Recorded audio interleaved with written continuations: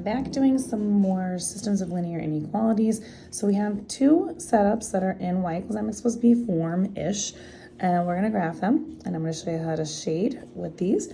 So the first one is a plus 2, where we start on our y-intercept. So you graph them just like you would an equation.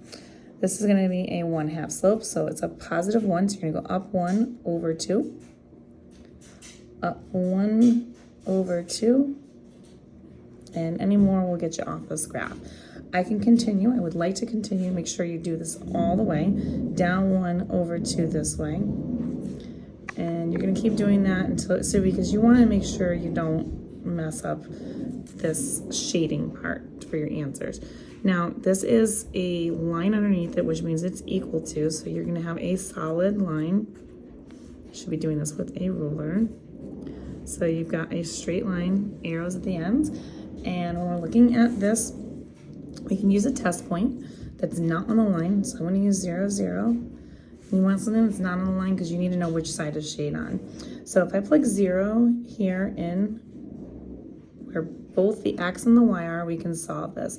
So this is going to be 0, less than or equal to. This right here, 1/2 times 0 is just going to be 0.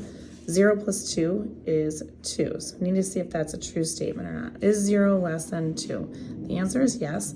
So because it is, and your point right here for your testing is over here, we're going to shade down here. Now, when we look at the next line, we're going to do the same thing. -3 is where you start. So you're going to go down here to -3. Plot your y-intercept. Now, this is not a fraction, so I'm going to put it over 1. So we can go down 2, and then that 1 is positive. That would be this way. Or, since that's the only point, I can go back here. I can go up 2, but this way 1. Up 2, this way 1. You see the point that we hit. Up 2, this way 1. Up 2, this way 1. And there's your points. Now, if I look at this one has a line not underneath it, so we're going to do a dashed line. So we've got dashes right here, and then we're going to put arrows at the ends of both of these, and then we can use again the same test point, 0, 0, because it's not on the line. And you're going to do the same thing, substitute it in for x and y, and you're going to solve to see if it comes out true or not. And this is going to be 0 is less than, -2 times 0 obviously will be 0, and then we have a -3. So is 0 less than -3? This time the answer is false. Now this is the side we had it.